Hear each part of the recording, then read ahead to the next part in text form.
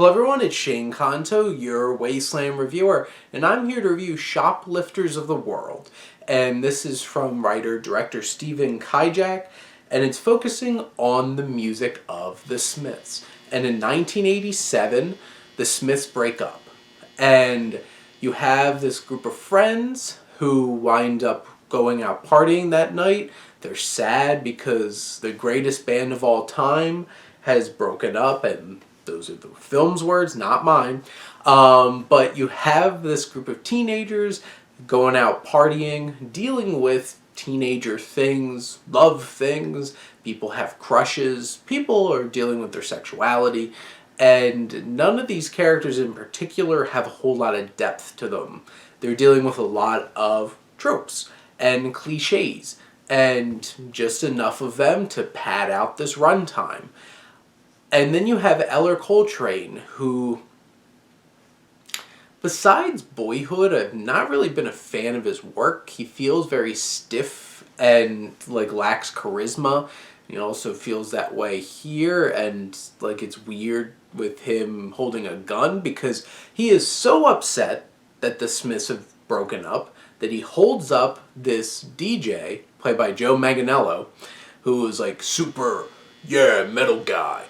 I love Kiss. I've Kiss everything. And he holds him up and makes him play Smith's music the whole entire night. And at gunpoint. But they get along.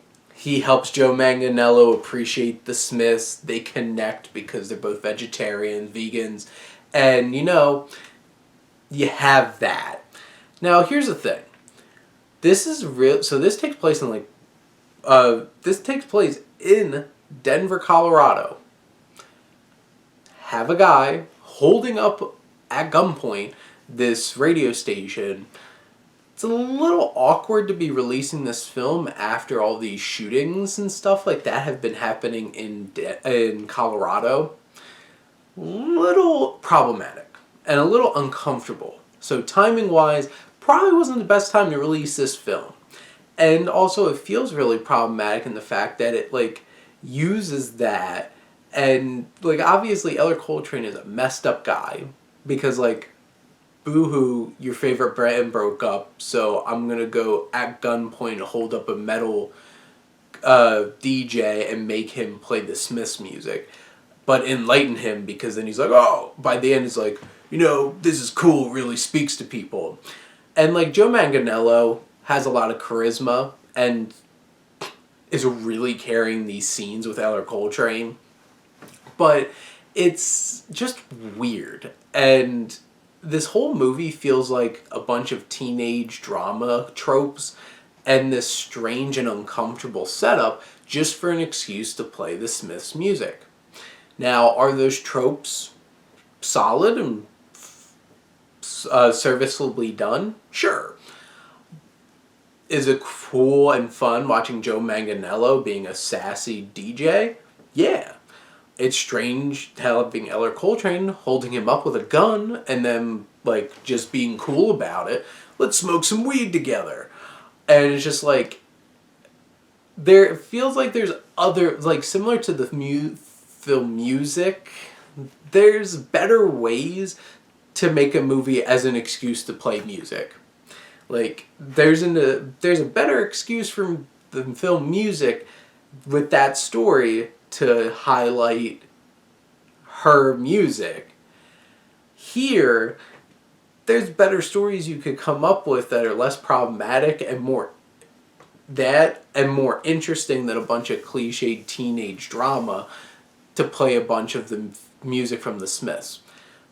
I thought it was good music. It's not really my jam. So, did I appreciate the film? Probably not as much as somebody who loves the Smiths, but did it make me want to listen to the Smiths' music? Yeah, kinda. So, I guess it accomplished that job in that way. As a film, though, it feels very lacking. But as a way of bringing notice to a band and their music and their messages, I think it does a fine job. It does its job. It made me want to listen to their music. So, I guess Shoplifters of the World accomplished on that front. But yeah, from a film perspective, it feels really lacking and inauthentic. But those are my thoughts on Shoplifters of the World. Let me know what you think. Let's talk some movies. But thank you as always for tuning in and supporting your Wasteland reviewer.